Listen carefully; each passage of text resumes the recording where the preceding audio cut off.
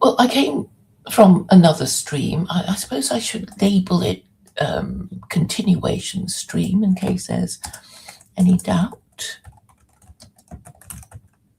And we were talking about the Big Bang and Christian identity and the extended family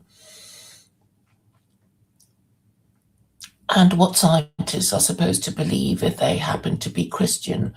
I think that's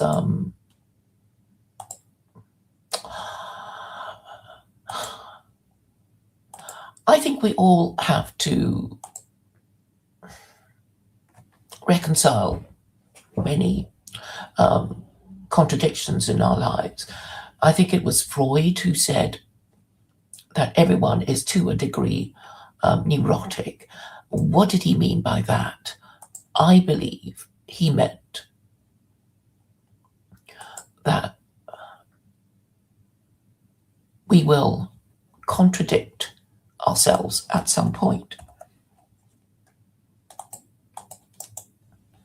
in our belief system.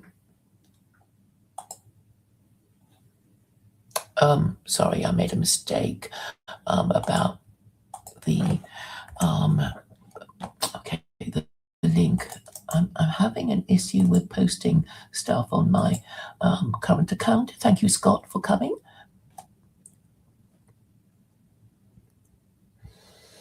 So where was I? Yes, we are to a certain extent neurotic. We sometimes contradict ourselves. Our worldview is may appear contradictory to other people. Hi, Scott. Good morning. Good morning. I'm very pleased to have met you. I know you said something very interesting on Chris's channel, but I've forgotten what it was, and I was hoping to hear a little bit more about you. Oh, yes, I remember now about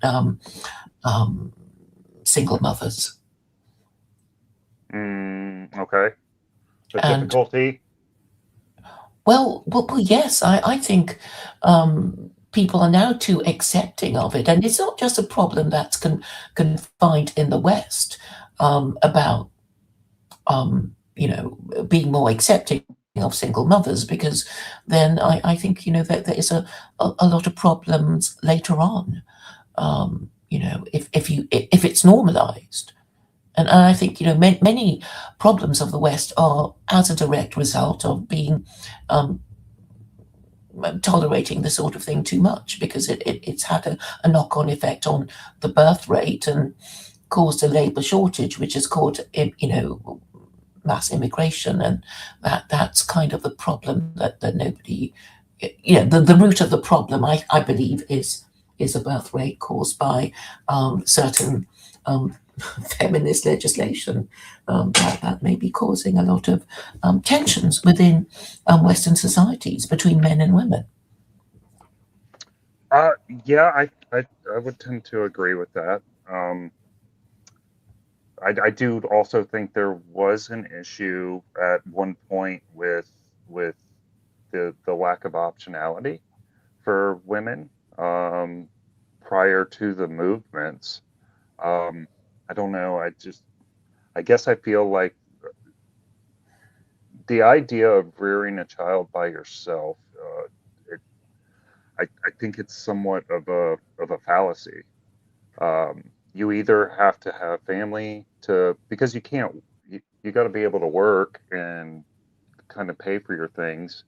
So I think, and I don't mean to be derogatory when I say this, but I do feel like the government has stepped into the role that was traditionally the father. Yes. So and become go ahead. yes.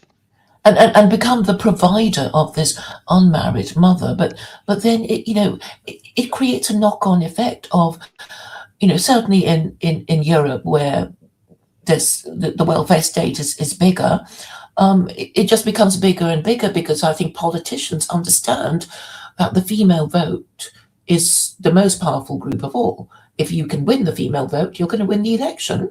and therefore they keep pandering to the female voter at the expense of men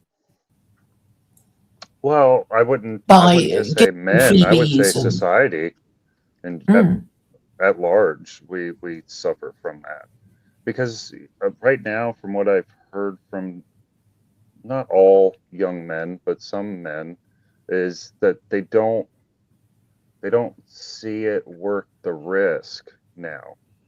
Um, I've I've I've kind of described this arc of situations where, in order to, at least in my day, in order to attract a woman, you had to kind of skate the line between showing interest because a lot of times, no, I don't want to. So you got, as a man, you got to be a little bit more, showing your determination, right?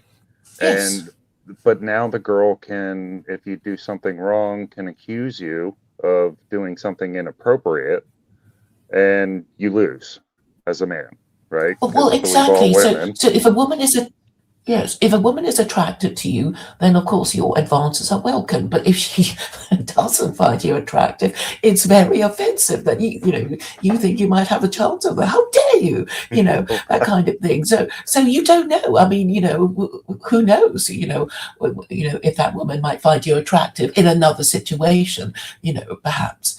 So And yes, don't women change their minds too? I mean, yes.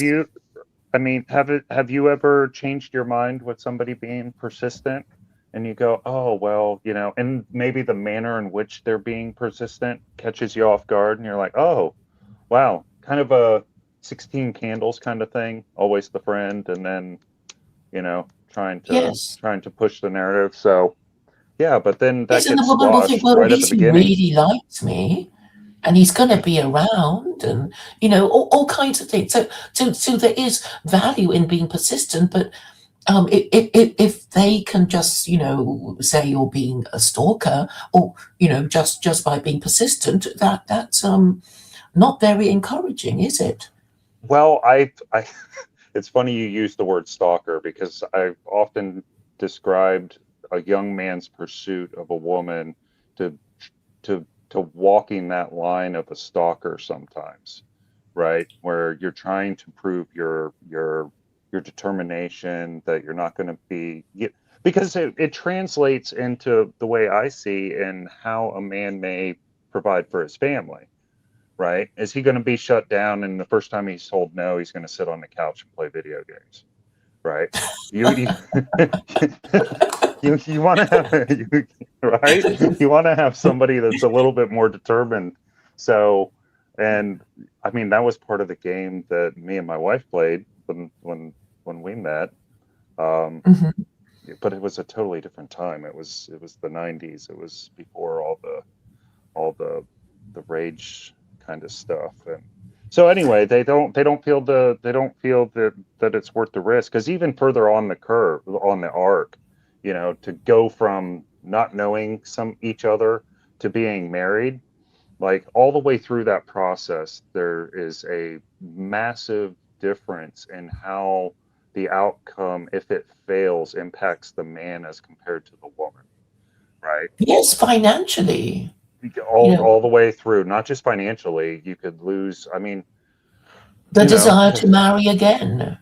yeah, and they just the a lot of and not even a lot, but I would say some of the young men they don't see it worth the risk in pursuing those things, and especially now that you can have some of these desires met with Satisfied technology. online. Yeah, Mm.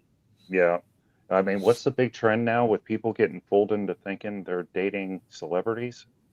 I think I heard something about that Or even an recently. AI girlfriend or boyfriend. Can you imagine? That's what Ah, and they're happy with that.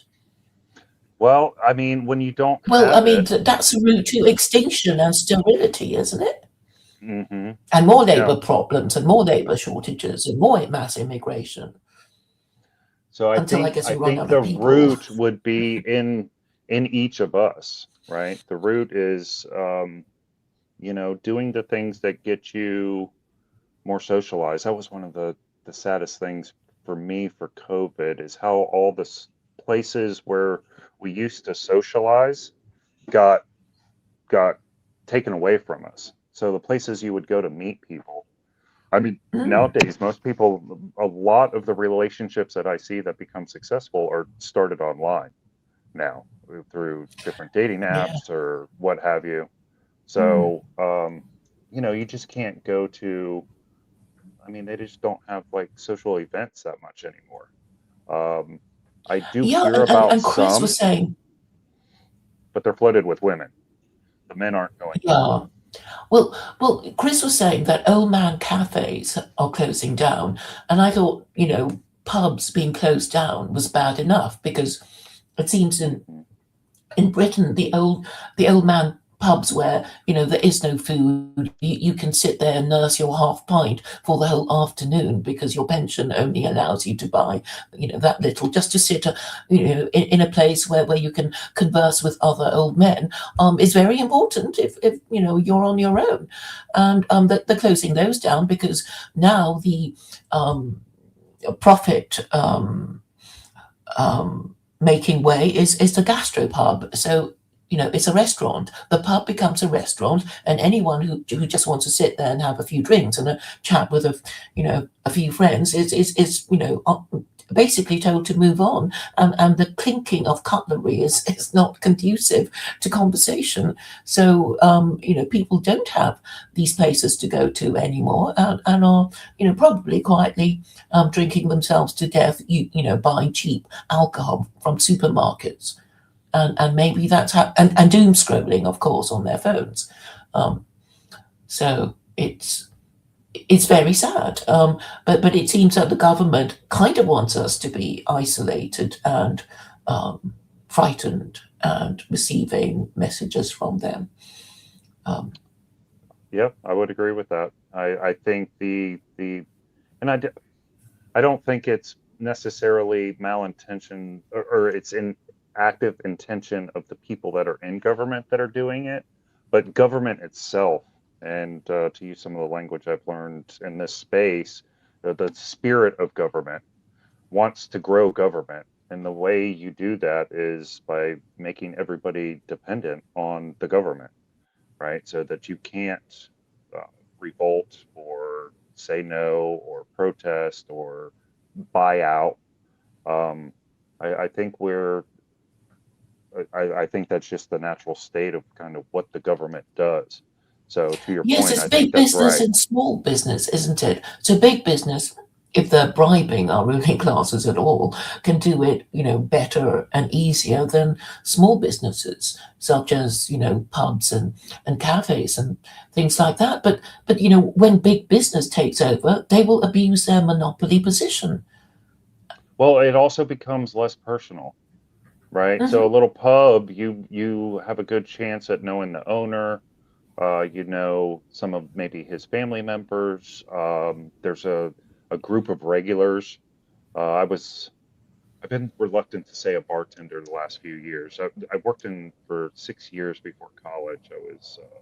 I served alcohol in a pool hall, Hmm. and you had these regulars that would come in, and then you'd have these waves of new people that would come and go. Not too dissimilar to what I see happening in the TLC. Hmm. There's a core group of people that stick around. We talk about things. I think that's one of the nice things about this space is that it's filling a gap that currently is not found um, in IRL. It's those things are dying off. And but then the big businesses are less personal, right? So you Hmm. can run things by policy and procedure, and it's less it's got less character. I'd say it that way. Less of the things that kind of you know get our juices going. Yes, yes, and we want this thing that's small enough to care, kind of idea. And what you were saying reminded me of a sitcom called Cheers. I don't know if you ever watched that. You want to go somewhere where everyone knows your name.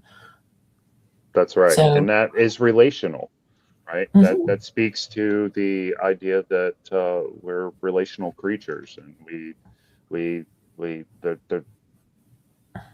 there's a part inside of us that needs to be not just seen but liked. Or There's even recognized for sure, our individuality. And and yeah, yeah, it's what makes our lives rich, right? When I think about the people that I get to be a part of their lives, it's and what they've brought to me over the years, right? It's yeah, no, I think that's very right. So how do we make the pivot? I guess would be to the crux. Do we all open our own bars? Um, well, no, because it's just too much, And when money's tight, people don't feel like starting businesses, right? You have to feel confident of the future to want to put a lot of your savings into a new business. But I think well, okay, what I propose is I feel people could easily do that, and part of doing that is by saying what we mean, and that's why I keep, I keep being accused of trolling all these Christian channels. It's like, please just get to the point, say what you mean. Time is short, before, maybe even more of your rights are taken away. And, in the UK, we are threatened with losing X.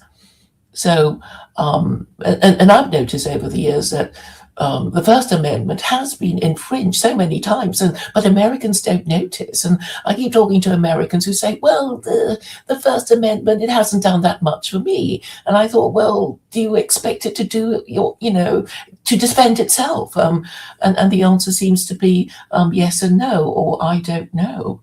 And well, I just think it would be you know, a tragedy for humanity if you guys lose your First Amendment rights uh, with Christian nationalism. Because I think that the logic of Christian nationalism would be to pass a Christian amendment, and this would make America officially a Christian republic, and this would implicitly treat anyone who isn't Christian as second class citizens.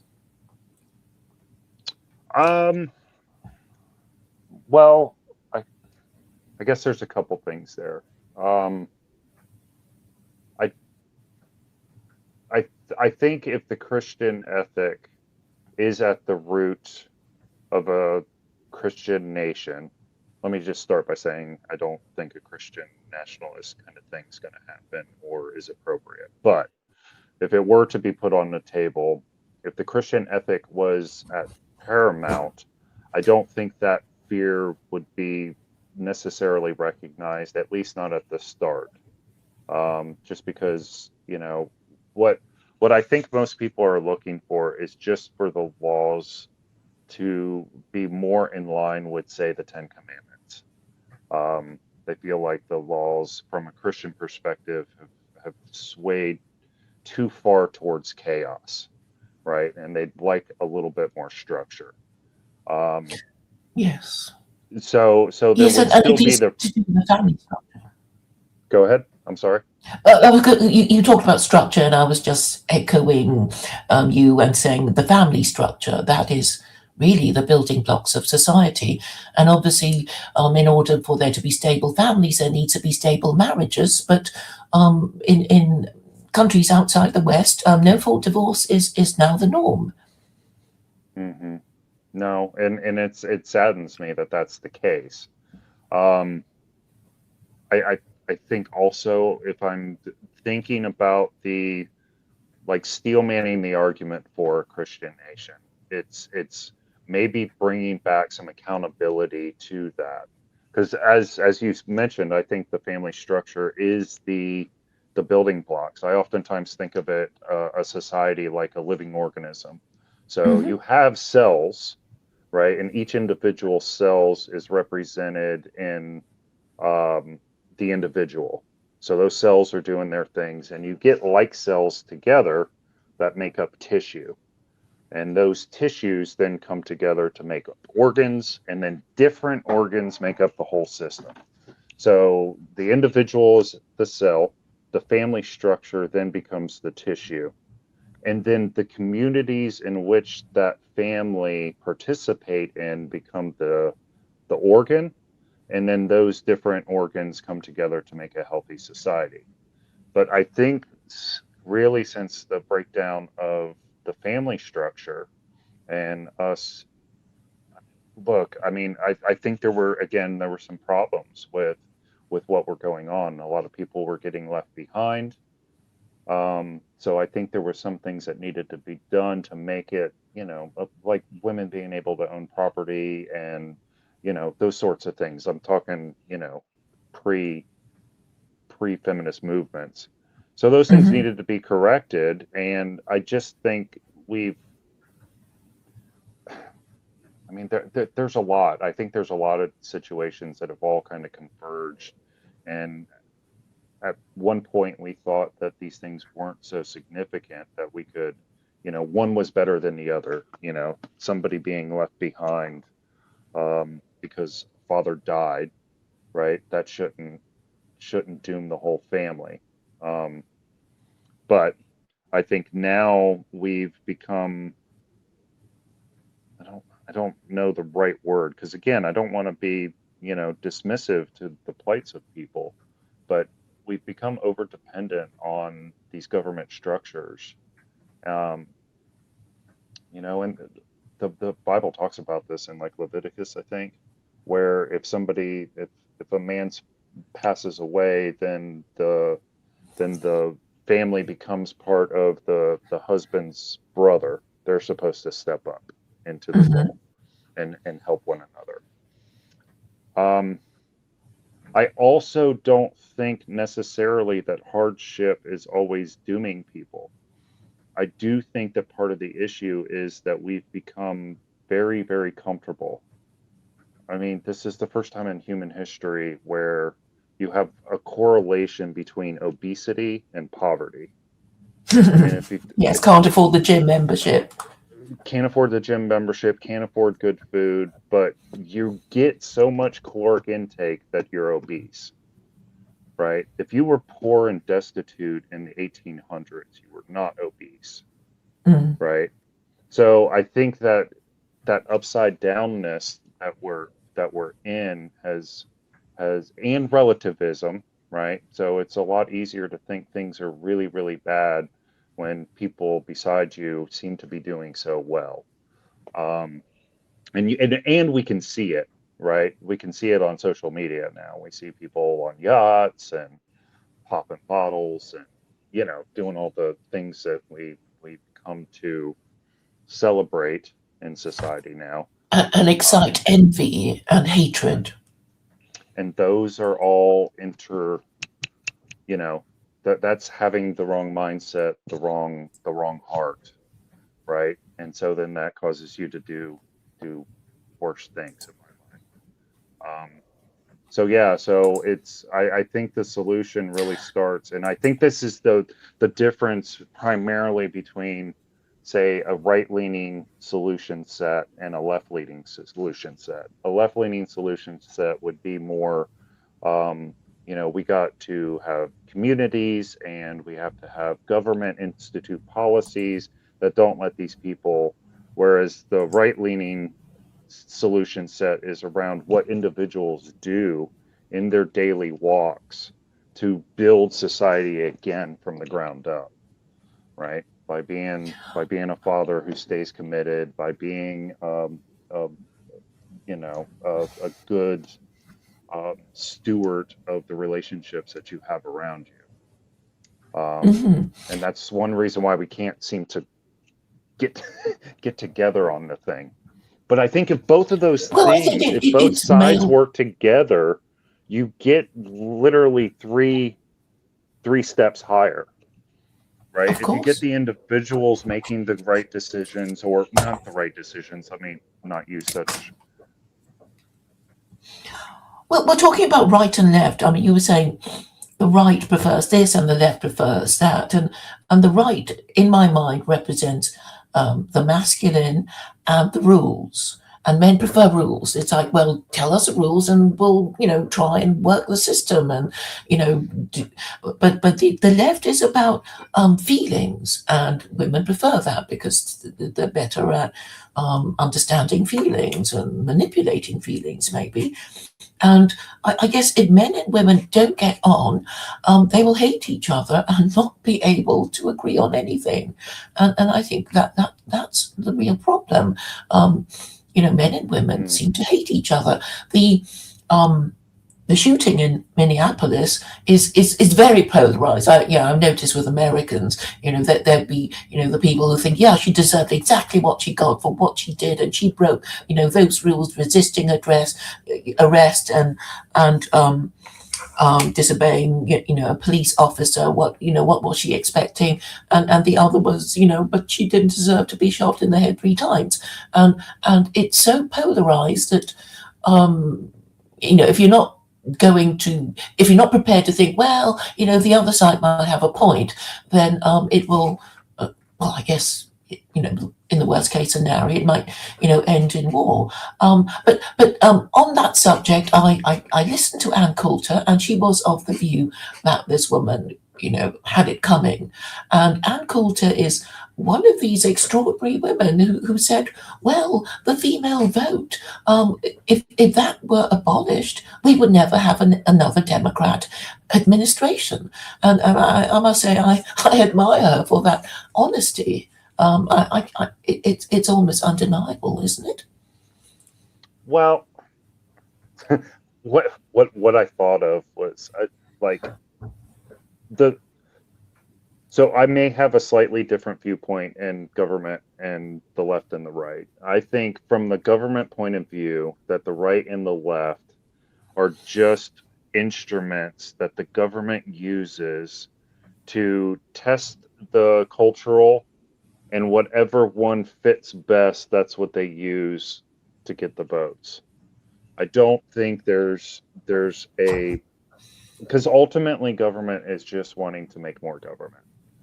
And so To the right and the perpetuate its left, existence. I'm sorry. A government would perpetuate its own existence, wouldn't it? But aren't there signs of saying, oh, we don't need all those people around? You know, we support assisted suicide these days. It's not.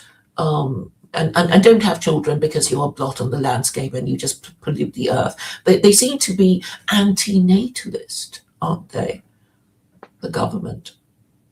So Mm, there seems to be some kind of contradiction, because you would expect a government to want to perpetuate itself by having lots of people to govern, and then on the other hand, they seem to be saying, "No, don't have children.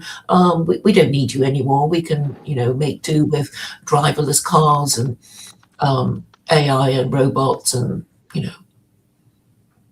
so I think that as individuals rise within the government, it's very it's very difficult to stop the hubris. Um, you've done all this work, you've rised the ladder, you have a staff of people that write your letters and set up your appointments. It's very difficult to live in that world, any human, and not gain a significant amount of pride, I think. Right? I've done this, this is great. And I think and this is true in probably any system or any hierarchy you're involved in, say it be at work or in your family. If you're the most successful individual in your kind of family network, or in your church, even even use that. It's very difficult, I think, for human beings to remain humble. And so I think Hillary touched on this during her deplorables comment. So if you're so removed from the reality that most people live in, that you govern, um, you're going to have that viewpoint as they're we can do this without you. You're just in the way. I have to cater to you with all these talking points that I really don't believe in, just to get your vote so I can stay in power. But I manipulate you all the time. So, you know, who are you? Mhm. I Yeah. mean, So you follow that line of thinking. And you have to have a refreshing. That's actually kind of what I think we're in yeah, as a world right now, is that there has to be a refreshing done where um, those that have enjoyed the seats of power are possibly not going to be sitting there um, in the future. yes. Yes, so Hillary was saying rednecks are a basket of deplorables. But I guess rednecks also have their uses. They live in the country. There may be farmers and hillbillies, and and farming work still needs to be done. And there's also actually a lot of snobbery I've noticed. I noticed when Hillary was campaigning, an American woman actually curtsied to her. I saw, of course, I can't find this footage now, but I did see a woman curtsying to Hillary because maybe it's instinctive. If you're awed enough by a person, you might instinctively curtsy. But I thought that was quite interesting. But yes, there is a lot of snobbery, and I think there's a lot of clinging on to whatever status that we've managed to acquire. And I think for middle class people, they think, and it's true, I suppose, they have the most to lose, and they're not going to risk anything by saying anything that might get them cancelled, and that's why they beat about the bush. But I'm saying, it can be dangerous too, because you don't get to say what you need to say, and you don't solve your problem because nobody knows what you mean because you didn't say it clearly enough, and maybe it's all to do with religion, and Americans are infamous for not having an official religion, and that's why they can't unite to fight their internal enemies. Oh, hello. Good morning. Morning. How are you all? Doing well. You? Oh, all right. I mean, I've got a hard life and whatnot, but I'm in a good mood this morning. So, but you guys were talking and whatnot, so let me not just like come in and say whatever I have to say. Yes, we were talking about middle class people not wanting to risk anything, and although they have issues that they want to discuss, they dare not say what they mean, and there is a danger in not saying what you mean because then nobody gets your problem, nobody understands the problem, and its solution may be delayed because of this fear of saying what you mean. And I suppose, as someone from the outside, it's like, hey, these Americans, they have their First Amendment rights. Why are they beating about the bush? And then I hear Americans say, oh, well, it's never protected our rights. And we might, in the end, prefer a monarchy, Is which I find particularly disturbing. Scott, sir, are you middle class? Would you say? Yeah. Nice. I'm not. I'm lower class, but I'm from the middle class. I'm quickly on my way back to the middle class. So, because it's not that hard, honestly, to get from low class to middle class. You just gotta like learn a few principles that you can pick up in like whatever the most popular, leadership book that just came out is. They'll teach you how to do it. It's not that hard. I mean, it's hard. It's difficult. But you're no longer middle class, Nathaniel. You're no longer middle class, so you can't say it's so easy when. Oh no, I can. I mean, you have to understand. I'm a Catholic. I love Jesus Christ, who was poor. I love the apostles. I love the Blessed Mother. So, I mean, my life. But you're still not middle class. You've fallen. Slow down, Miss Call. I want to tell you real quick. Okay, I'll just cover my credentials real quick in this area. I was born into the middle class. My parents got divorced. That put me into the lower class. When I became a man, I started my first business when I was 10 years old. When I was 19 years old, I entered into being an employee, and by the time I was 23, I was back into the middle class with $60,000 to $80,000 a year income. After that, I relocated. I wanted to have a better life in the rural stuff. I brought my income with me, and then I voluntarily descended into the lower class as kind of basically a religious exercise.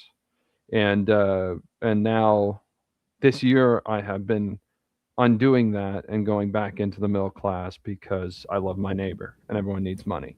So I can basically go in and out of it at will. It's not that hard. So does that make sense to you? I don't know why people have this Why idea would you like you're join a pointing to religion saying, to become lower class? America is so easy to succeed. At least it's simple. It's not easy. You have to make sacrifice. But you're always complaining about not having enough money. I'm always complaining about the way that the wealthy in this country use their money, because it's immoral. It's like gravely immoral. It's the cause of all the other problems in the world. Because of usury. How do they use money to be immoral? Usury, which can only be abolished with Ms. Scott, there's two men here. If you're going to advocate for traditional culture, you're a great, addition, but at a certain point, you have to let the men talk. I'm afraid Nathaniel is annoying me. I think we were having quite a good discussion, Scott, until he came along, but I thought... you guys know each other? Yes, we do know each other. And, but... that was... please, let's continue, because he will take over. So, okay, so you talk about First Amendment rights. The thing about kind of our rights is to your point, they need to be exercised. However, I think situations since I've been alive, I have found that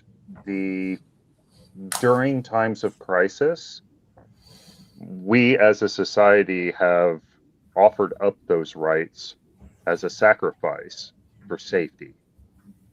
Mm-hmm. Which ones do you mean? So, I mean, the most prescient in my mind is the Patriot Act.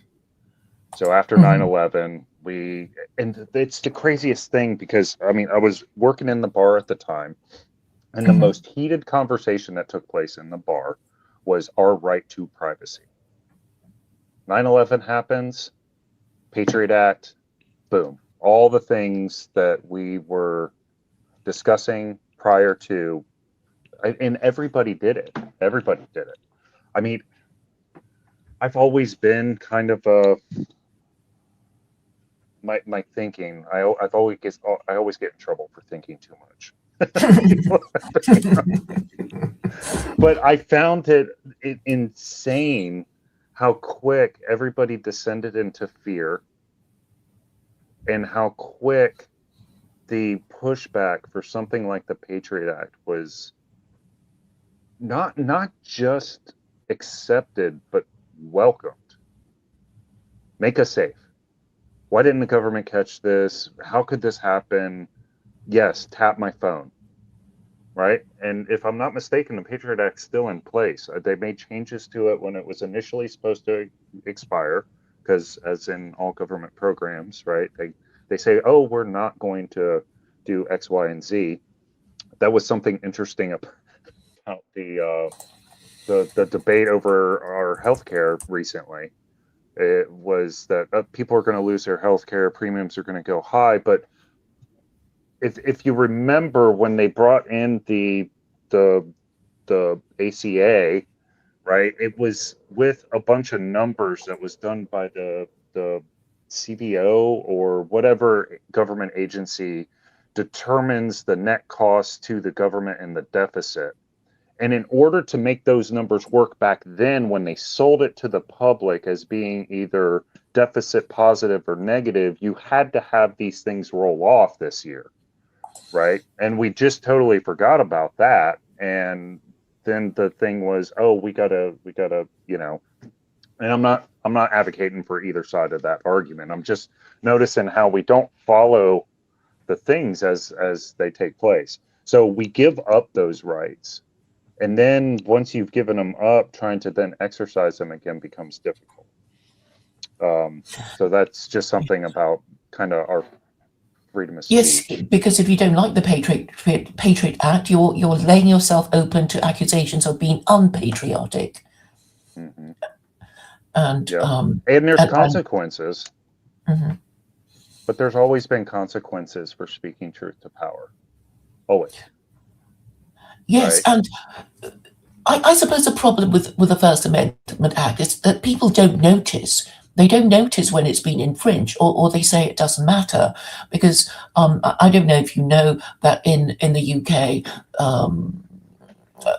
it's called um, the Equality Act, and the Equality Act has a whole bunch of acts that's been consolidated under the Equality Act, and they would be called the Sex Discrimination Act, the Age Discrimination Act, and etc. And I've been saying for years, it's like, look, it's thought crime. Discrimination is a process of thought, and they're telling us not to think certain things, and it's therefore thought crime. And nobody really cared. And I notice in America it's called affirmative action because I guess if they called it the whatever discrimination act, some lawyer will notice, but it's thought crime, and we can't be having that because of the First Amendment. So that's why in America it's called affirmative action. And then I thought, well, if you're being liberal, then you should affirm the right to freedom of contract and freedom of expression and freedom of association and all those freedoms that liberalism, as a kind of unofficial state secular religion, is all about. But I've noticed that over the years, the government has been changing our well, they've been telling us certain things are not safe to say, or you can't even say them at all, or you can try saying them, and and you'll find out what's going to happen to you if you try to say certain things, even though technically it's not illegal. So yeah, I agree with all that. Um, and I would also say that from time to time, because we have a saying here, freedom isn't free. Yes, and Um, the and you price have, of freedom is eternal vigilance, and most people tend to nod off. yep. I often think about when I forget which founding father did it, but they were trying to decide what kind of government we were going to have. And the quote was, "You have a republic if you can keep it." So that means you have to have people involved. And the way you're involved in a republic is by doing things like attending school board meetings and city council meetings um, and knowing who your sheriff is, and taking part in the local workings of the government. There's an interesting part in a show called Deadwood. It was like one of the first kind of HBO type series, kind of like a Game of Thrones, but it took Mhm, place in one of the territories. I believe they called it the Montana Territory. My mhm, history isn't exactly off, but it had one. I believe it was Wild Bill Hickok was a character in it. But they're setting up mhm, a township, and one of the ways, once the government was moving westward, one of the ways that they were able to maintain the power structures within the township was to elect individuals to certain duties. So you had mhm, like a fire commissioner, you had, different official positions so that they could say, we have our situation. You don't need to bring more people in. We're going to run mhm, this thing. And mhm. so you had accountability because the person that was the fire commissioner you knew, right? And nowadays, and I not because I want to encourage people to move forward, to take on more. And I get your point that it's just so difficult when you're just trying to put food on the table, right? Yeah. Um, and I was not always in the middle class. And Mhm, to Nathan's point earlier, I do think that, and I still feel this today, even if it has become harder, that if if you can apply yourself in particular ways, that you can move up the social economic ladder in this country. Hmm. I came from a trailer park, right? Hmm. I didn't, I, you know, I, I was, you know, I left home at 17. I always had two jobs. It wasn't always easy. There were difficult times in my life where I didn't know if I would get it. I lived off ramen and tuna fish for a little while. Like, you know, You but weren't born with those, a silver spoon in your mouth. correct, correct. And so I'm very grateful for having had the fortunate opportunity to be born in this country and to know that I could apply myself. Now, I was also granted gifts that not everybody was has been given. I oftentimes find myself to be one of the smarter guys in the room, and I didn't squander that opportunity. Um, I always had a sense that my pathway was going to be through college. Hmm. I had to wait a little longer, but I didn't, again, squander the opportunity. Um, I do feel like the world of comfort makes it easier to squander the opportunities. Um, Yes, of and course. so hardships, though they are awful, and maybe this circles back to that comment that you liked about single motherhood, because I believe also in that conversation I talked about on the other side of hardship is usually growth and um, A test of character. yeah, yeah, yeah. And then you have that for the rest of your life, right? There is a danger of resting on your laurels, but Hmm. you have that sense that okay, I got to the other side and something good came out of it. I'm curious to watch OG Rose. I guess his name is Daniel, but they Hmm. did a number one of philosophizing your life, and it's Hmm. looking for the majestic in your everyday life so that it doesn't become mundane, and so it makes it easier to move towards that next step. Well, I I think rambled for a little bit, but go ahead. not at all. I think there was a program called Adventures in Conversation or something of that nature. It was probably on the BBC or something. I can't remember now. But I mean, the idea is to have a dialogue in order to um, identify the problem and agree on the solution.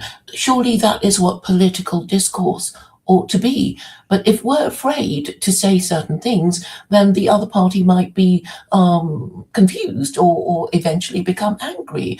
And so, we have the communication um, technology to do this. I mean, on different continents, on different parts of the world, and we all speak English because of the global nature of the West. And then there are people who don't say what they mean, and it absolutely drives me crazy. But what you were talking about, that um, you didn't you weren't born with a silver spoon, but in a meritocracy as America then was, you were able to rise to middle class status. But I don't think it's possible for people now because I think it's become a kind of caste system, which makes it hard for people to break out of their low status in an organized way because the rules keep changing. Once upon a time you thought the route to success is a college education, and now maybe the smart people don't go into college because they don't want to be saddled with debt and still wait at tables. You can make over 100,000 in construction. I believe like a heavy equipment operator, it's something like maybe a 6 month certificate course or something like that. You start off making 80K.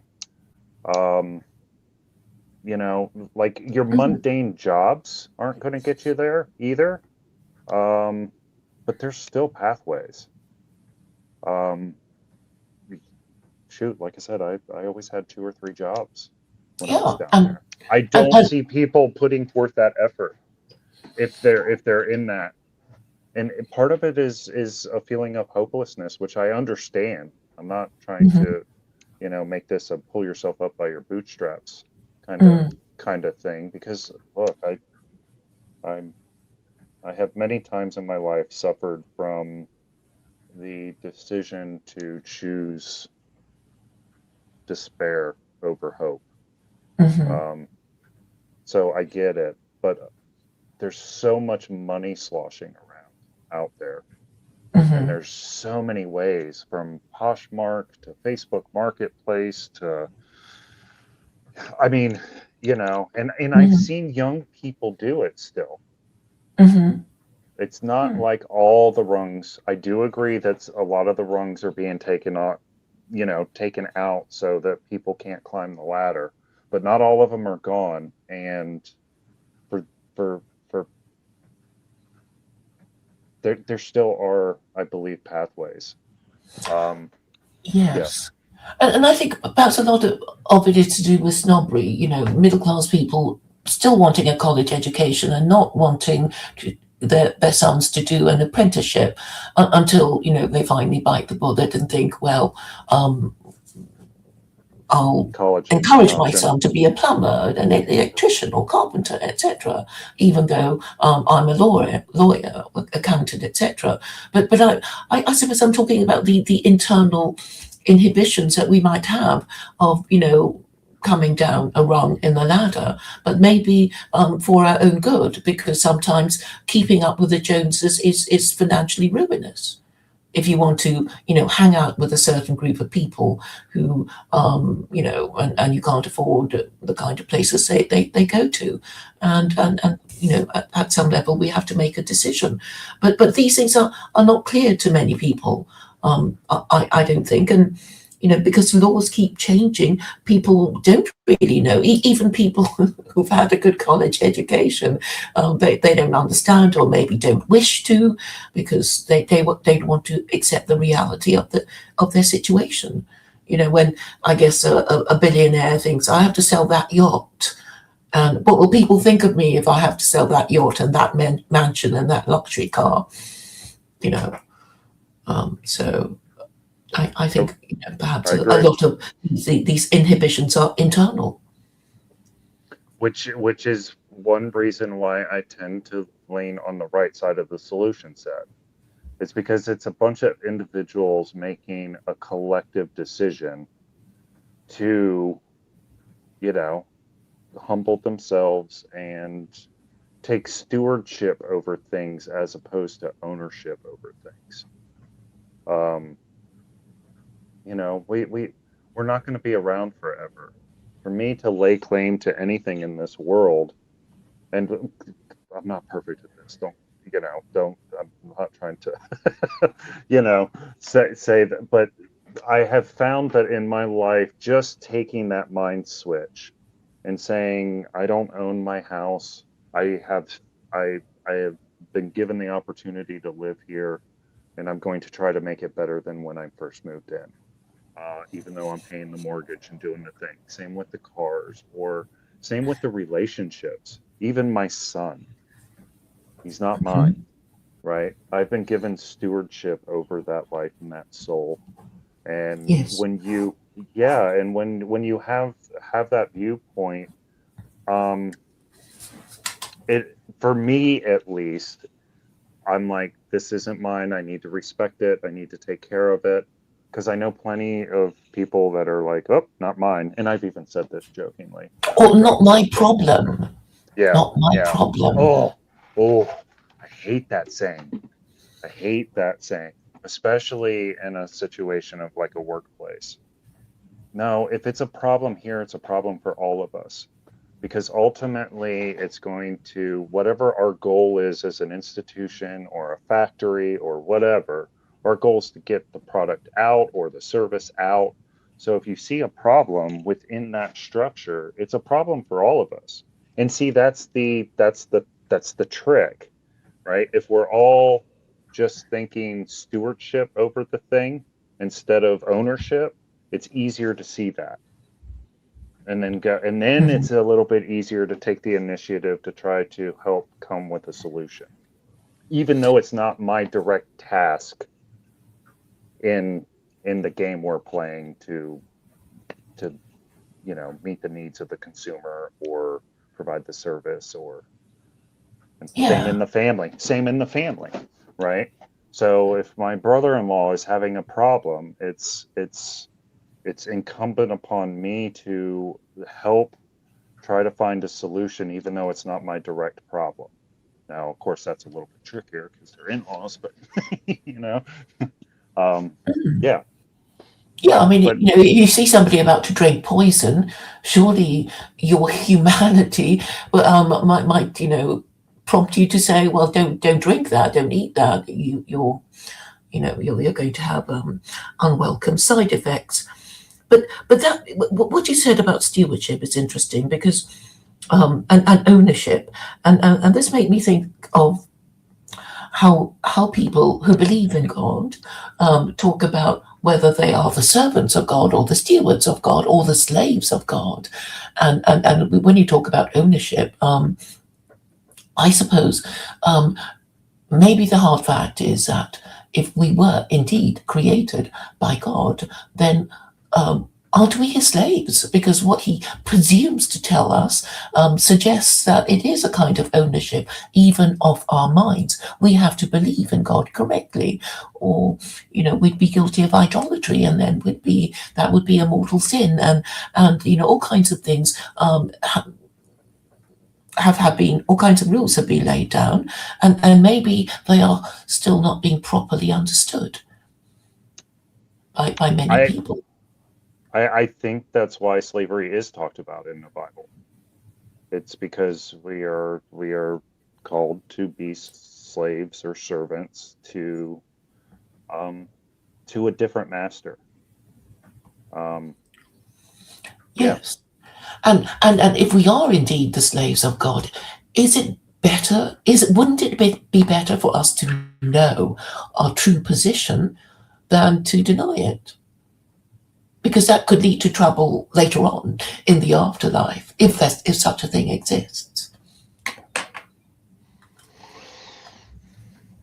don't think about the afterlife that often, but I believe it was Neil had he talked about it maybe a few months ago, about like what heaven's going to be like. And I do think the vision of sitting in a hammock in a cloud sipping pina coladas is probably not not the vision. The Bible talks about angels who all their day and night sing glory, glory, glory. Right? You're doing things. Oftentimes the courtroom scene is the thing that's depicted when people get an opportunity to take a peek into the higher realm. Those are people doing things. Have you ever watched like courtroom videos? Yes, I They're don't pretty quite know how it links to heaven, though.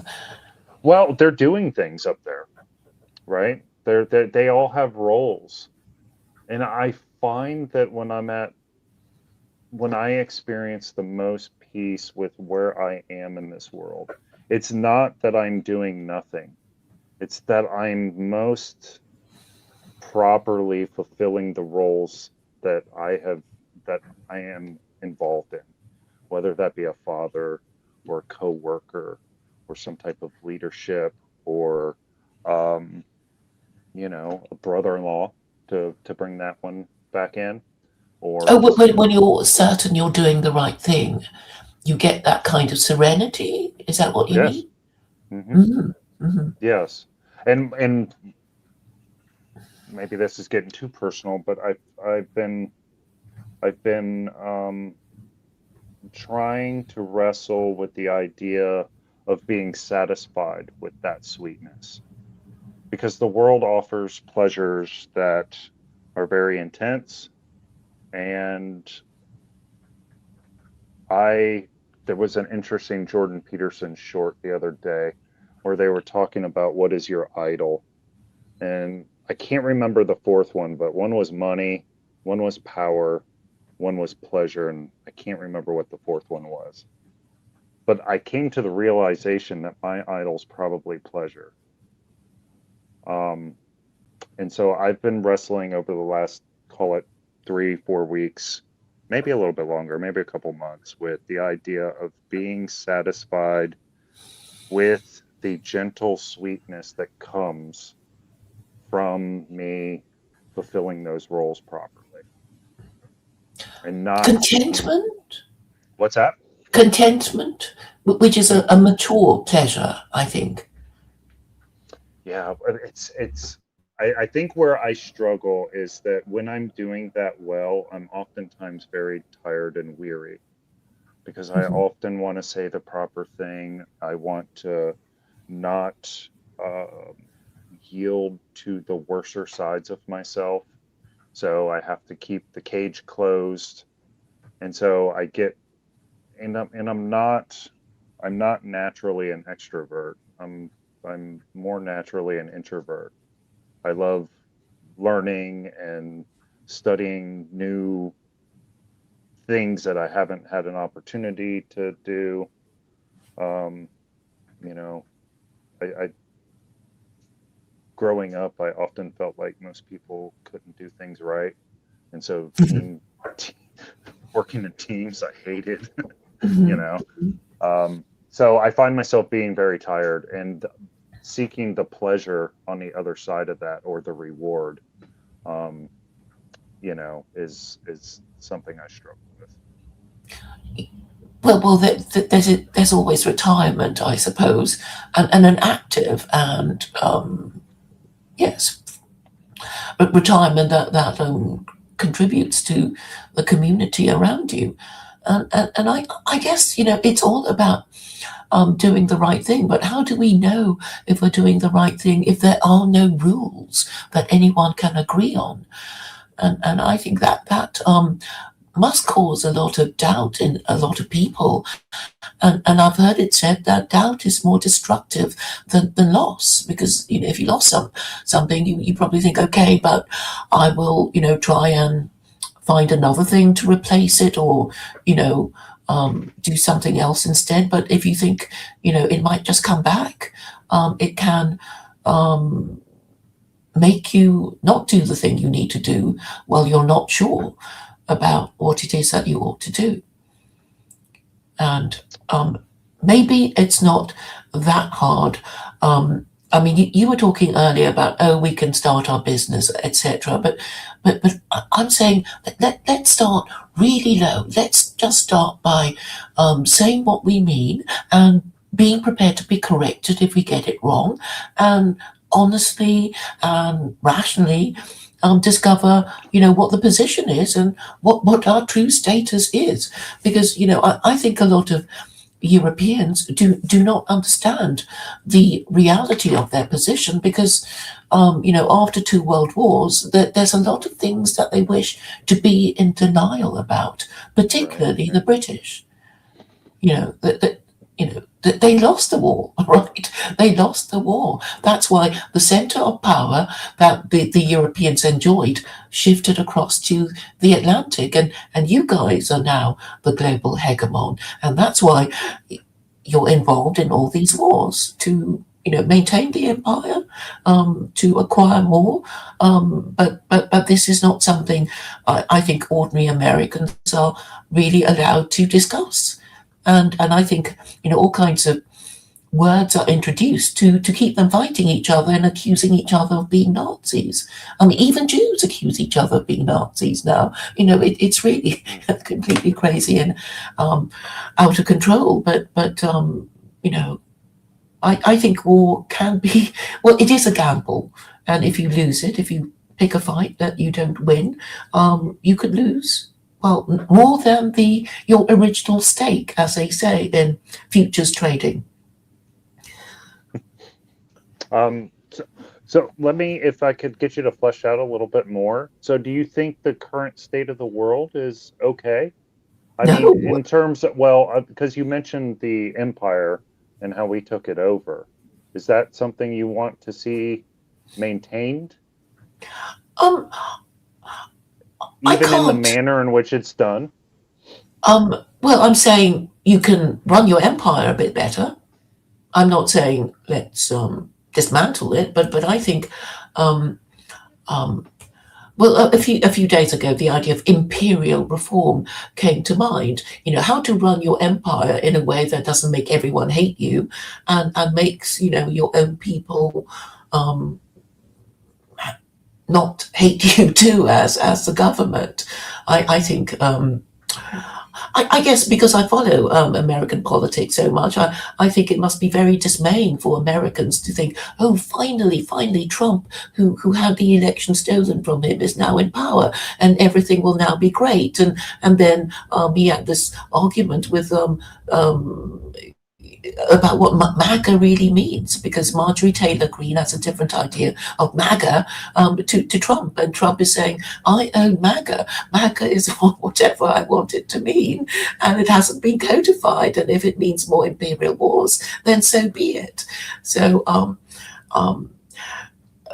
but I think a lot of the advice in George Washington's farewell speech is not being followed. The first time I heard it was in Hmm. 2021 after the stolen election saga, and I actually heard it being read out in the Senate in February on Washington's birthday, and I nearly fell off my chair because so much of it has been ignored. And I don't know. I don't know if anybody even reads it. I've tried, asking Americans, have you read it? It's like, not recently, not ever. I'm not going to read it. The sentences are too long. And what does it matter? so, I think it would be a shame. As I was saying, it would be a shame if Americans, through indifference or carelessness, were to lose their First Amendment rights, because um, Which speech was it? Was it from Valley Forge? the one that's read out, the long one, the Do they long read one it that's every full of year? advice. Yes, in February, on the 22nd of February or thereabouts. But read out by a senator, it alternates every year. So one year it's Democrat, the next year it's Republican. But it seems to be read without understanding, and I'm saying, look, it's not that hard if you just go back to what America is supposed to be. All this advice about not getting involved in foreign entanglements, and the union and political parties. Um, I know Chris is a little dismissive about the political parties thing, but I think a lot of these arguments are really party political, and not at all in the national interest. It depends on whose national interest. It's in the benefit of those that currently sit in the highest seats to keep the status quo. Mm, It may not be the best for the American people, but this is where I think it's both what the air quote elites are doing, as well as a lack of to all the points that you're talking about. Um, we just don't participate anymore. You know, we watch American Idol and Game of Thrones, and we go to work to pay our mortgage, mm, and we strap ourselves down with debt. Speaking to the slave thing again, we make ourselves slaves to the debt, to the banks, to the so now we have to have a bank account because in order to get into a house you have to have a loan, and you have to have a relationship with this big huge corporation. We are doing this to each other, right? Both the elites and, say, the common people. we are all actively, I often have said, I haven't said it many times in years, but my son requoted it to me. We don't vote at the polls. We vote with our dollar bills, right? We make decisions on what we buy. And Yes. so government and big business and now they track this. I mean, I track myself. I'm actually staring at my my my debt sheet. And, so I think it's a combination. I don't think you can put the blame in just one place. And this is where I think it needs, not to sound like a broken record, but it needs to be a bunch of individuals making the decision The right decisions. Well, I mean, so right's even a questionable thing too, because I mean, let's say we're using the map of Christianity just because that's the one I know. Me and you can read the same Bible verse and come up with different Interpretations. Well, so yes, but it's amazing how just the little bit of emphasis on one word can change a sentence. For And so example, well, I remembered seeing an example. Like if I say, I don't know, I'm just going to try to find one off the top of my head.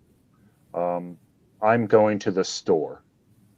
If I change the inflection to I'm going to the store, that totally changes the meaning of that. So that makes it more like a question, like or I'm going to the store, or so yes, we stand out. do. Yes. So we do that when we read a verse. I mean, maybe we could try it right now. Let's what verse do I have popped up? So right now I have Grim Grizz has given us what I interpreted to be as an assignment. So he talks about all the time verily verilies. And so when Christ says verily verily, it probably means something really well. So I currently have, what is this? This is John 16:20.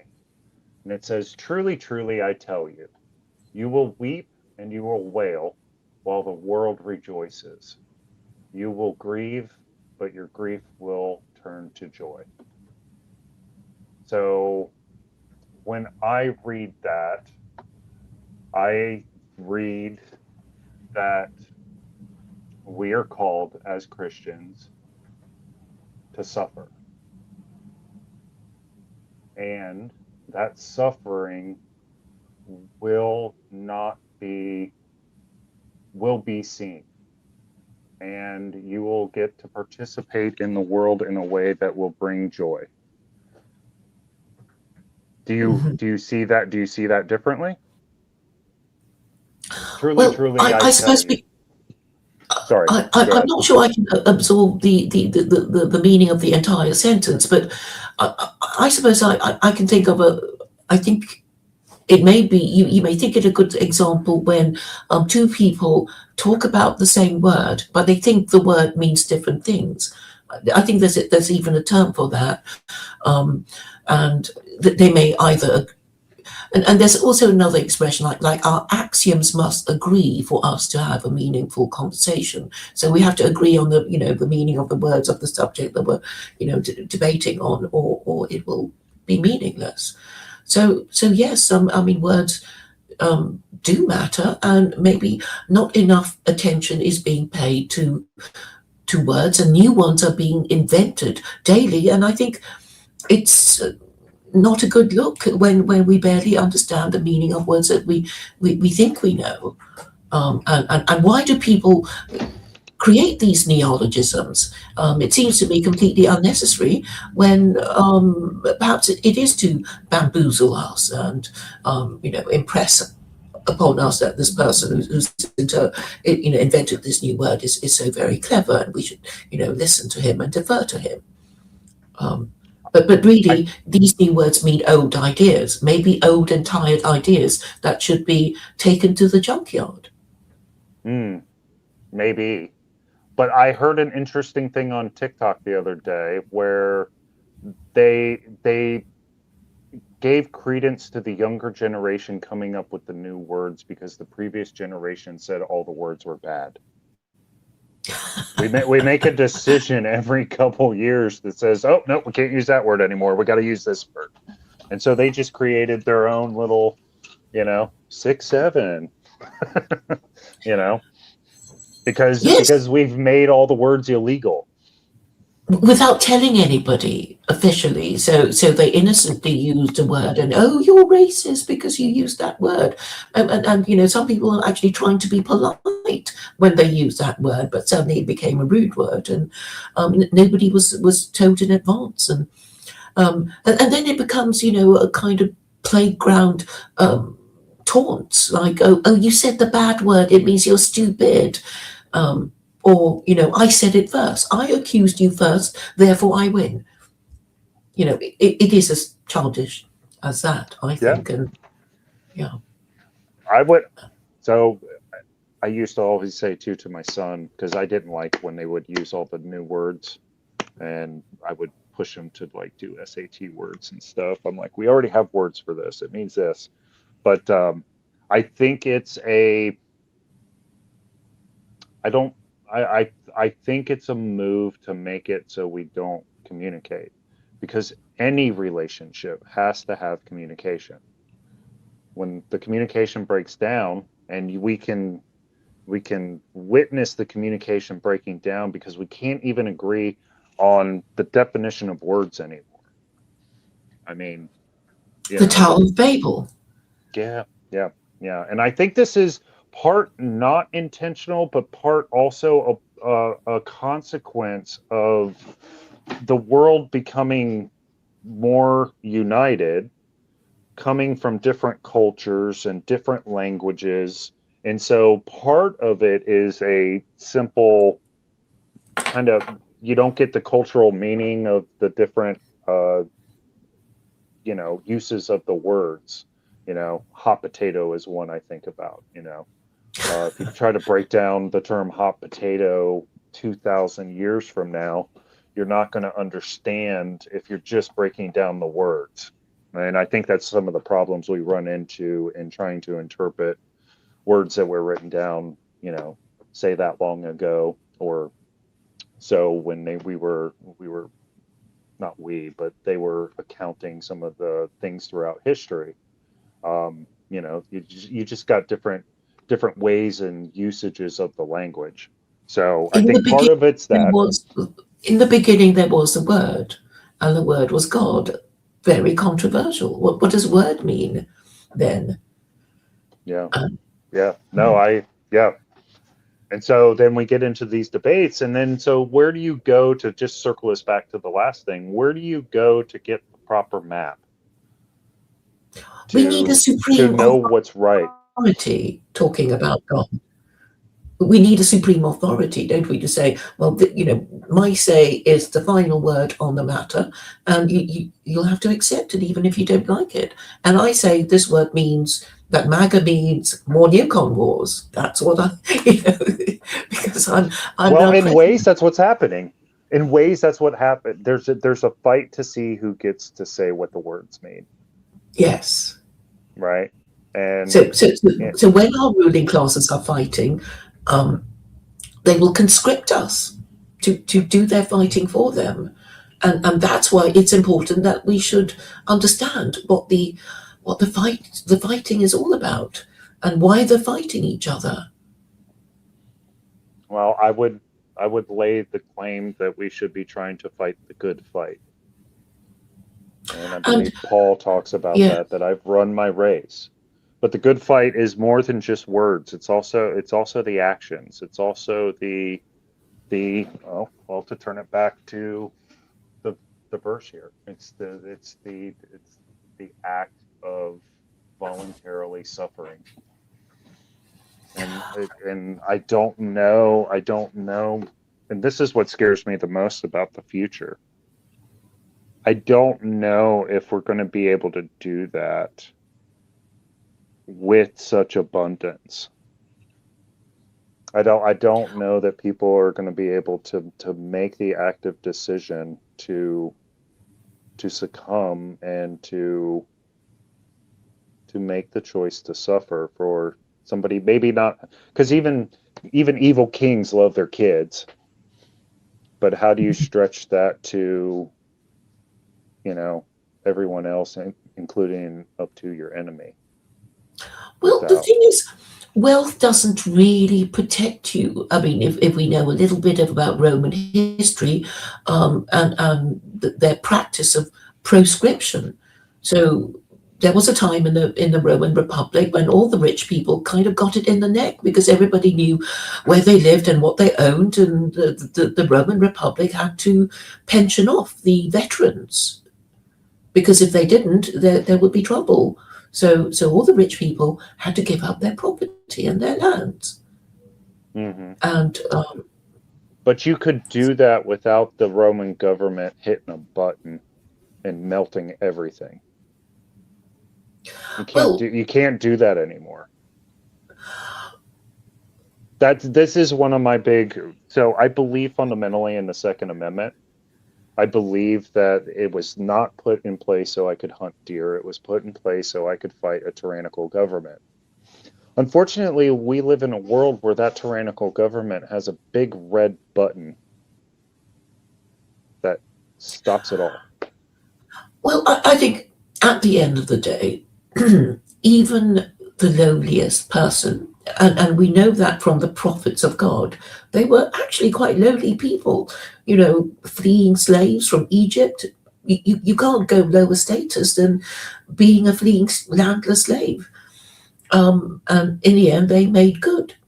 So I guess it is the divine narrative that will always defeat the official government narrative, whatever the official government narrative is, even though they have full control of the media.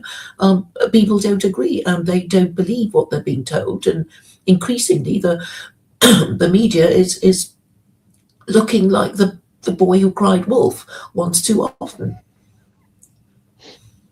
I would And say much more than once, but and what I think is a problem is that if all we're saying is, slow down, we can't keep up, nobody's going to listen, but if you say we have to stop and we have to think of where we are in order to decide if we're going in the correct direction, and I know the correct direction, it has to be something like that would stop our ruling classes from just leaving us behind. And I think it's actually quite an easy thing to do. I mean, you guys have got your Washington speech. You can just go through it, and how much of this advice has been completely ignored, and because you are a constitutional republic, it's all written down, and even if it's mostly broken, you can say, oh, but you weren't supposed to do this and that, and however long ago it was, or even it was just today, you weren't supposed to do that because the rules say this, and the story but we says can't. I'm sorry. I'm not laughing at you. I'm laughing at the idea that the the the Second Amendment is the shortest, most concise amendment, and we can't agree on what it says. well, it Like has been said. I just don't see us agreeing on. I just, whenever I try to think about us, quote unquote, uniting and coming together, because I don't think that's what this time is. I think this time is a separation. It's a dividing. It's the right hand to the left hand. It's the wheat from the tares. I Mm, don't think that, and the Tower of Babel kind of talks about that. We used that imagery earlier. That was a dividing time. Um, I um, I think when we can't have, and maybe there's hope. Maybe I'm being doomerist here, but I just look at the shooting. That's the most recent one. we can't agree with video footage on what happened. Hit, not hit, side window, front window. You Well, know, the evidence is ambiguous, but she yeah, was resisting arrest, and she was disobeying the lawful commands of of an officer. So yeah. I guess in black and white. But did she deserve to be shot shot 3 times? But I suppose it could be solved even by paying off her next of kin with a lot of money, and all shut up and go away. And this will, you could say, well, that sent a warning shot across to people thinking of doing that kind of thing. And then I guess eventually it will move on. But I think really the problem is in America not having an official religion. So the government can say, oh, you're not supposed to do that because the rules say this. That is the only way that any game can be played. Any card game, any board game, we need to know the name of the game, the objective, and the rules. And if we don't, then there can be no meaningful engagement. And I suppose the whole point of a religion with a moral system reflected in the law of the land is meant to give us that security. If we have a religion, then our laws should reflect its principles. Whatever that religion is. Well, But that's what I was going to say. I was going to say, what religion then? I mean, well, it seems to be liberalism, right? This is really the crucial thing to do. It's not Christianity that America is ruled by; it's liberalism, and liberal democracy is the system, but it's not been codified, and that is also the problem. And to codify any moral or legal system, you need basically a list of rules, like the Ten Commandments or the 5 Pillars of Islam, or whatever it is. You have to be able to list them and know what they are. But it can't be, well, it's whatever whoever says it is. I agree. I think we've gone a little bit too far down the chaotic road that is maybe a consequence of. See, I would say that's what most people, and again, I'm not advocating for a Christian nation, but just trying to steelman their argument a little bit, is I think that's what they see has been the problem, is that things have gotten way too chaotic because we've walked away from the foundational framework that led us to become what we got to become. And so there's a pull to try to rein that back in. I share everyone's feelings and concerns, I think, and probably why I'm not maybe an advocate for it is the fact that when that pendulum turns back the other way, it tends to not be good. Yes, and it would be, good to be able to prevent becoming a failed state, before things can be corrected, and even if it did become a failed state, that there should be some warning, so somebody can say, "I told you so. I told you not to do that, and you did it, and now look what's happened. Now will you do things my way now, please?" That kind of conversation maybe. But if you never told them to do, if you never told them, but you lose that moral authority, it's because you never told them not to do it, even if you're convinced that they'd ignore your advice anyway. I mean, it's like Washington. He did say all those things, and he was indeed an American sage, but now he's largely ignored. But I think, as far as Americans are concerned, there are these founding documents which I think are crucial in American identity, which makes you different from any European kingdom. And I think that the crucial difference is that you are this propositional nation that didn't rely on a king bossing you around, and that was really what the founding fathers rejected. They rejected the idea that some tyrant can just boss them around and not even give reasons for their laws, and this is what I think the British people still have to put up with, because, as a law student, I was told that Britain has this unwritten constitution. But you see these words, they're so clever. I thought we did have a constitution, but of course we don't have a constitution, because, you can't find it anywhere. And, it may be in statute or precedent or the royal prerogative, but it can be changed. Whatever laws any British citizen has could be destroyed tomorrow by Parliament passing an act of Parliament. And this is basically the doctrine of parliamentary supremacy. It's not so easy in America. You have to have a 2/3 majority, before you can change the constitution or something like that. But that is a real difference. And of course, I think the last 250 years of European history has been Europeans basically rejecting monarchy. So after the American Revolution, there was a French Revolution, which ended in regicide. But before the American Revolution, there was the English Revolution, when another king also lost his head. And then the Russians also decided they'd had enough of their Tsar and terminated the entire Russian royal family. But it seems the Russians have also forgotten about that. Because, that there's always this sort of romance of, a monarch, because, maybe it's because of all the fairy stories we were told as children about, once upon a time in a kingdom far, far away, there lived, this king, this queen, this prince, this princess, and then the story begins.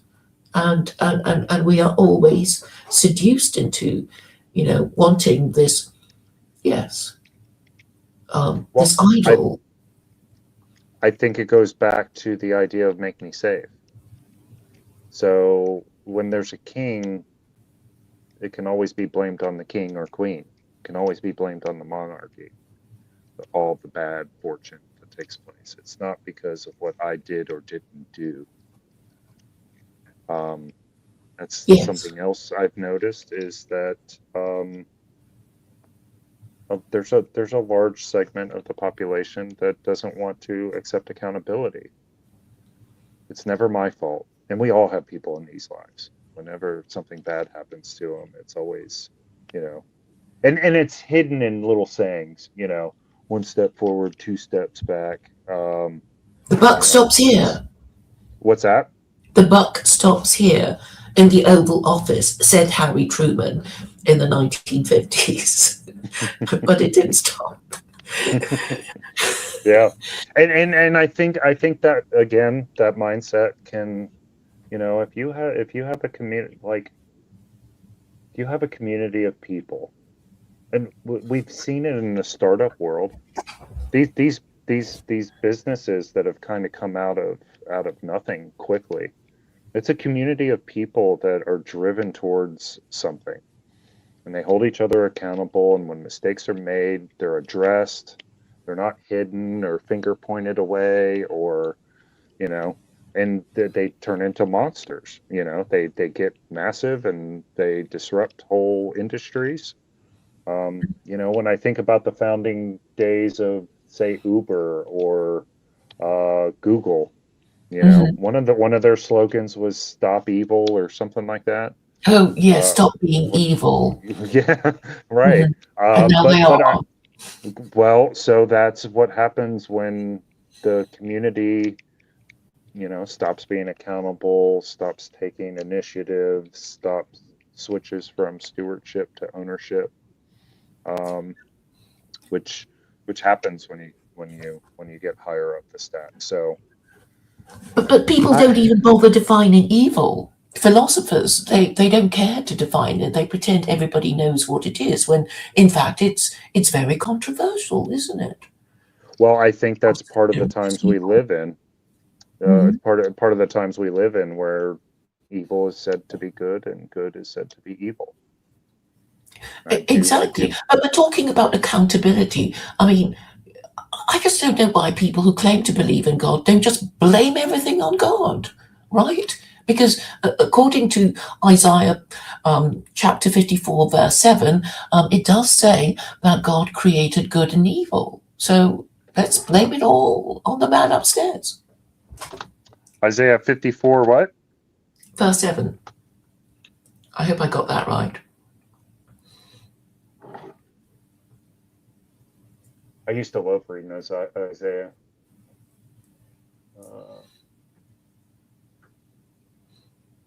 Yeah, I don't see that.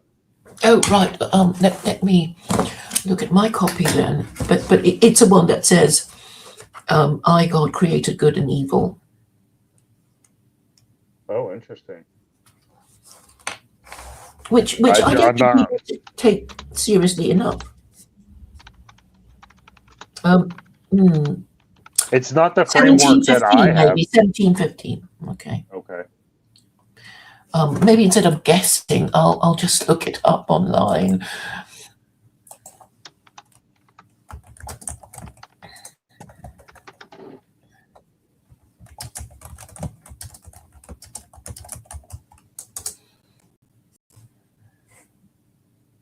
Forty-five seven. My apologies. No worries. Isaiah 45:7. Mine says I created light and darkness. I formed the light and create the darkness. I bring prosperity and create calamity.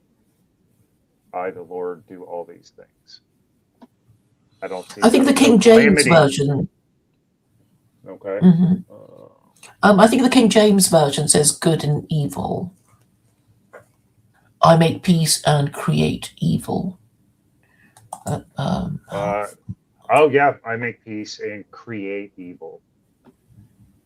I, the Lord, do all these things. Drop down. Skis. Port down.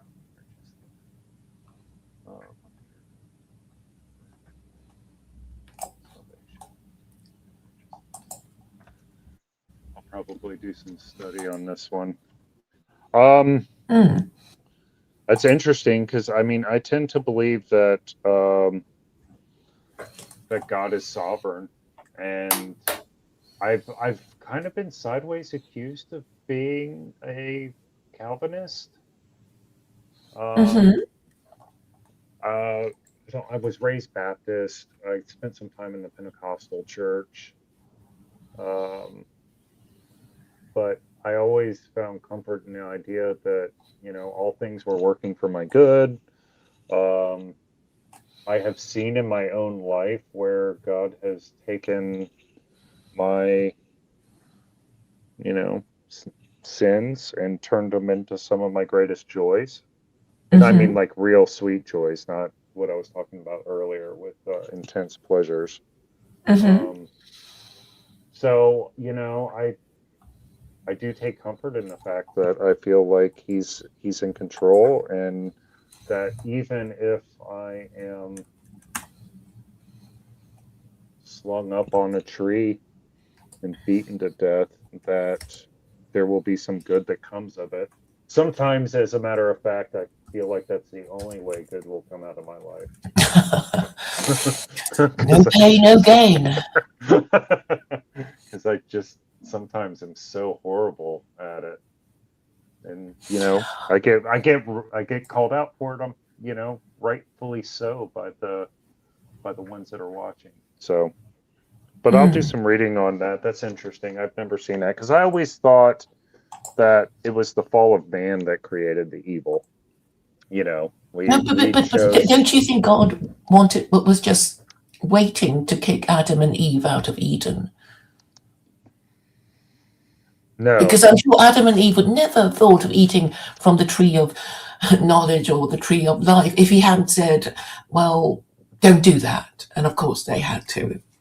And then he used that reason to kick them out. That's how I acted as a child when I was told not to. Now God's intent, to speak to God's intent, which is obviously a interesting and maybe woe-inspiring endeavor, but I always saw it as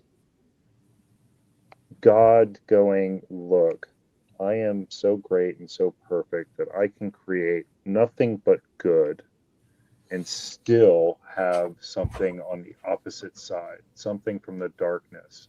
I often think about why our station in heaven is going to be higher than the angels. And the way I've come to think about it is that the angels were created on the light side of the moon. We as human beings were created on the dark side. And God is so amazing and so perfect that he can create without diminishing himself or herself, himself, that he can create an entire group of creatures that were born in darkness that have the potential to choose the light even though they were steeped in evil. Bible says all we have to offer are filthy rags. And you know what those filthy rags literally translate to? What? Period. Oh, right. Mm-hmm. Yeah. Mm-hmm. And I often, when I'm asking for forgiveness for the 345,000th time or something, you know, I often imagine that when I'm on my knees. Mm-hmm. But once again, it brings me to tears almost every time. But once again, this is my offering. Mm-hmm. How disgusting, you know. So that's how I've always thought about evil in the world. Right. Well, here's a little theory of mine about why it is necessary for evil to exist, because that's the only way we can tell that that's a price of having good. The valley of shadow of death and the next peak. Yeah. Yeah. In order to have life, we have to suffer death, because all living things die. And, you know, in order to be left, we understand the concept of left. We have to understand the concept of right. You can't understand either without its opposite. And if we accept that our life has a purpose, and if we do have eternal life, then this life is but an examination hall for us to pass the test or fail it, to tell the difference between good and evil in theory and in practice. And that's why evil had to be created. So we would be able, so it's possible for us to undergo the exercise of distinguishing between the two. So I know a lot of people find it difficult to think, well, God created evil, but it's sort of, well, how would you understand good if you don't understand evil? And there is a purpose to it all. I mean, I like that. I oftentimes said something in a different light, not around God creating good or evil, but just in our own experience. Knowing how bad life can be, right, allows you, it makes it easier for you to really appreciate when it's really good. Which is maybe why, you hear about mission trips and how people go to different places and the joy that the people have while living in such depravity, poverty and sickness, and that the people are just, filled with joy. That's a very common thing you hear from people that do work overseas. Yes, I think it comports very well to what you're saying. Yes, and prayers are supposed to be prayers of gratitude, thanking God and for food on the table, etc. And then there are these extra prayers when we want extra stuff, I guess. And on your point about the angels, I think the angels have a lower status because they do not have free will. You see, they're just robots, they're automatons. They're just going to do as ordered by God. But we have been given free will, and that is why we are special, because we have a greater test, because we have to overcome our evil inclination. As Judaism has it, they talk about the evil inclination, Hmm. which Yeah. is inherent in Uh, all of us, I guess. Yeah. I mean, I know it to be true. I know. And I don't mean to laugh to make light of it, but yeah, I'm oftentimes very frustrated with myself, and Mm, I find that when I do my best work, it's when I'm yielding.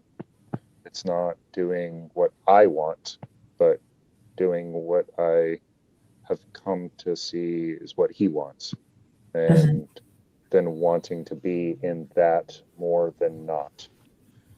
It's kind of how I try to keep the demons away. Yes, submitting to the inevitable, and yes, you're talking about the demons in us that make us want to do the opposite of what is required. But I think oh, the whole idea of these laws is that I suppose if we are to imagine a benevolent God, then these laws are but safety rails for us. Otherwise, we just ski off piste and Hmm. break our leg or worse. And um,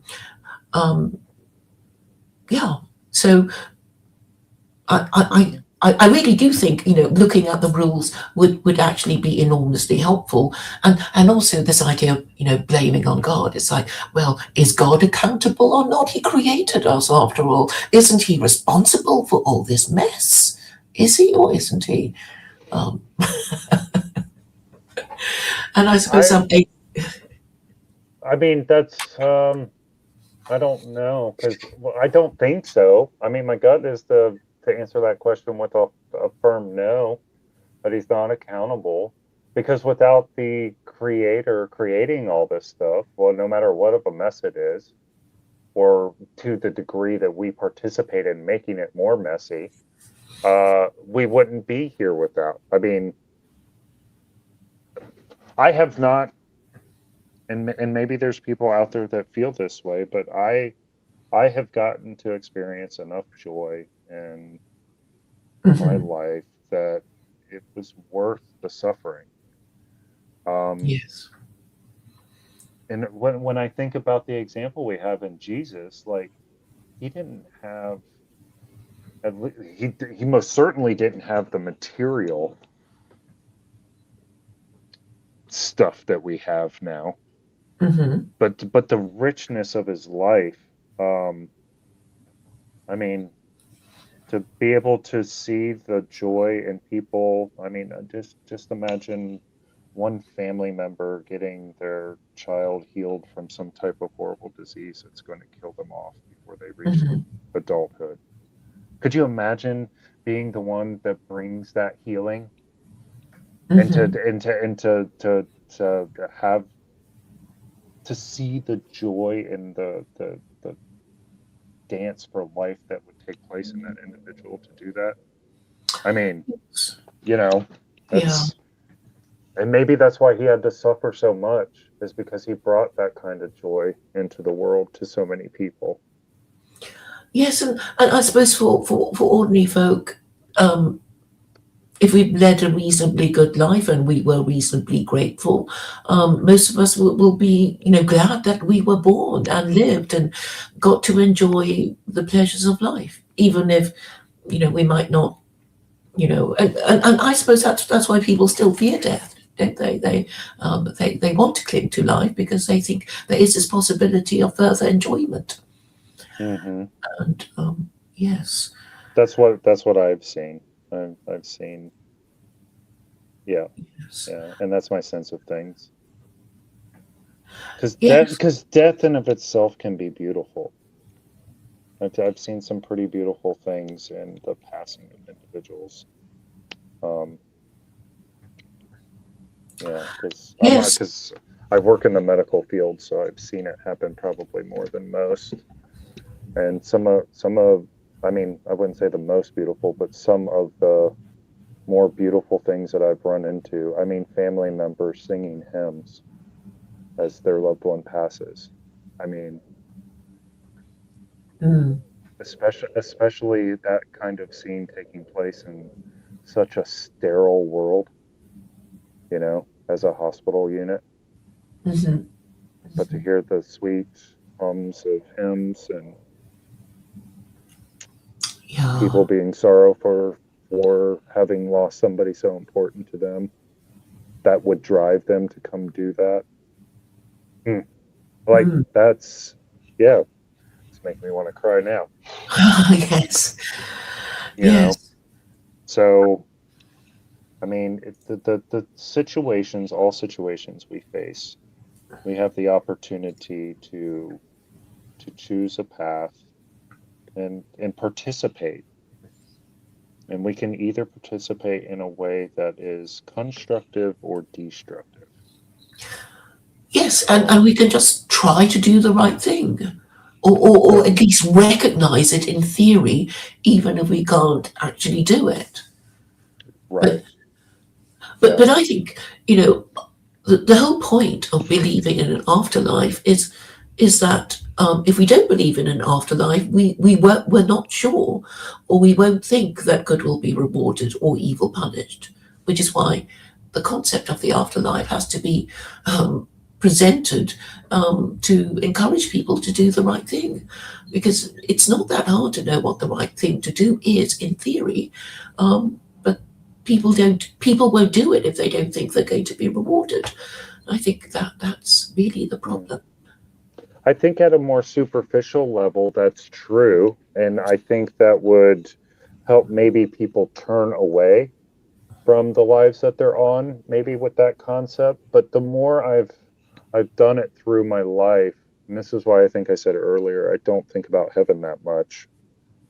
There's so many opportunities to bring heaven right here, right now. Yeah. And if I'm constantly thinking about, you know, and I think this is what the Bible means when it says store up treasures in heaven, where moth and rust won't corrupt, is that they're individual souls.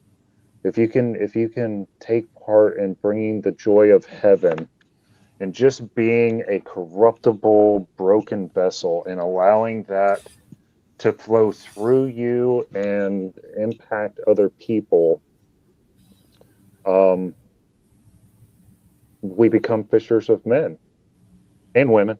But um, we get to we get to we get to participate. And I don't know how many of the times that I've yielded has led to somebody converting. I think the Lord maybe keeps that from me because I tend to have a proud heart. And maybe if I knew, like my hubris would take me over. But I think that's more it. I think that's more it. At least that's where my focus has been, not so much on my hammock in the clouds sipping a pina colada. Well, I think, well, there's a song written about it, Je ne regrette rien, which is I have no regrets, but I suppose on our deathbeds, some of us might have terrible, terrible regrets. And the Guardian newspaper wrote a list of regrets, and one of them was, I wish I'd told them what was exactly on my mind, and now I can't because they're dead or I'm dying and I can't, and the other one would be, I wish I'd spent more time with my children and not so much time at the office. I think it's still there if you want to find it, but I think the regrets is I should have said those things, but I didn't because I was afraid or something, and now that I'm, about to meet my maker, that's the whole idea, I suppose. That this fear suddenly disappears when and that came to mind when you're talking about the beauty of death, because things become clearer when our account is about to be settled, Yeah. and the regrets would be not doing the right thing. Well, imagine living your whole life not being accountable. And then you're faced with, is this it? Do I not have an opportunity? Will I be accountable now? I don't know.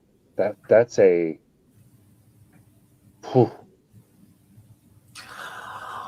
That would make me that would be a powerful a destroying thought, even, that I could be going into eternity. Let me ask you this real quick, though, about that piece. Did they mention anything about risk taking Which as a piece? regret? That guardian piece.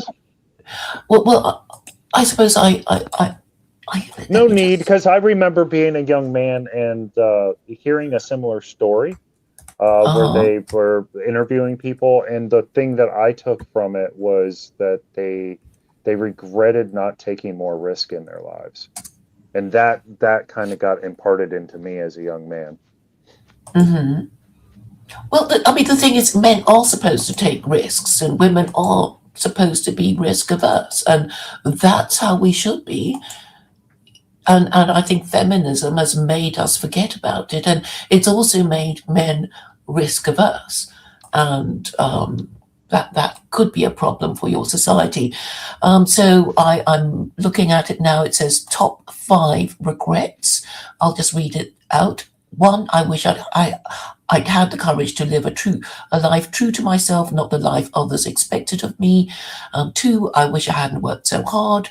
3, I wish I'd had the courage to express my feelings. 4, I wish I'd stayed in touch with my friends. 5, I wish I had let myself be happier. But I'll post it in the thing. That's an interesting one. I oftentimes fall short of that one, number 5. I know people kind of laugh at me for saying about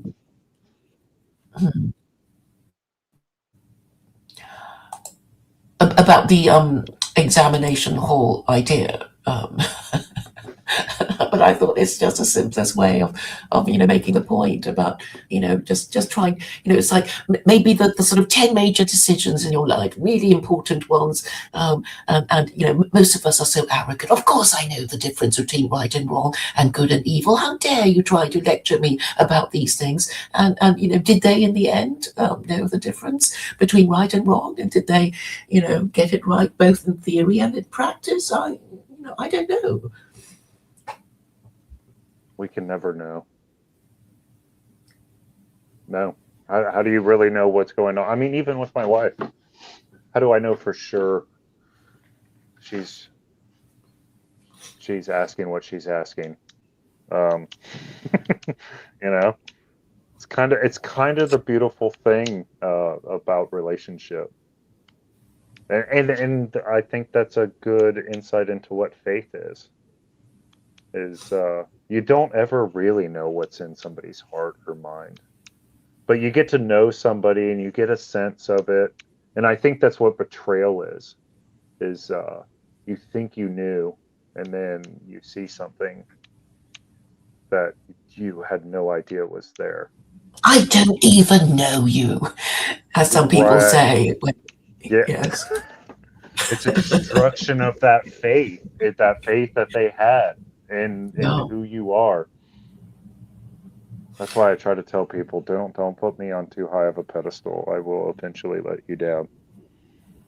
I can't remember which Hollywood actress it was who said, it doesn't matter who you marry. They always turn out to be somebody else.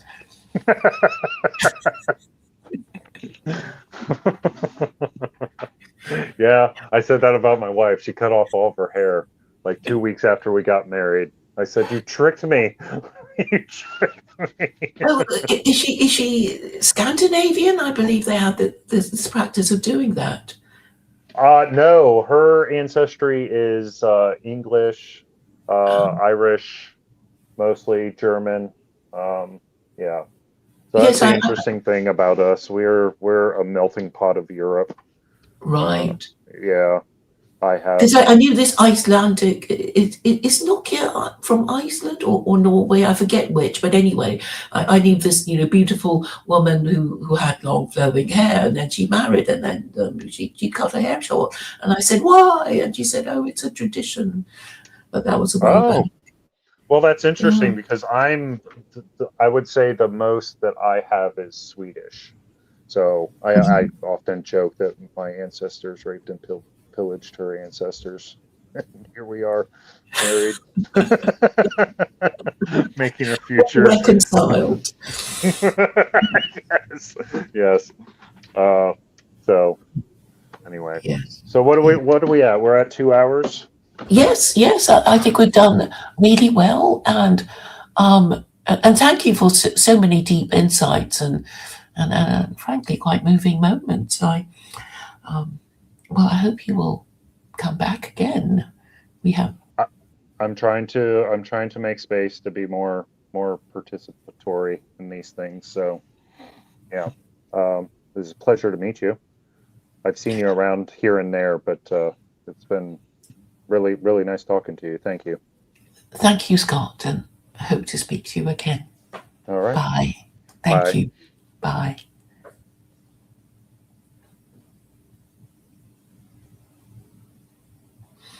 Wow, wasn't that great?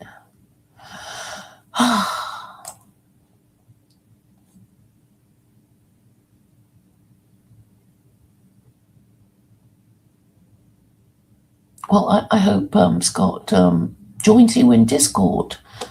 AccuDocs.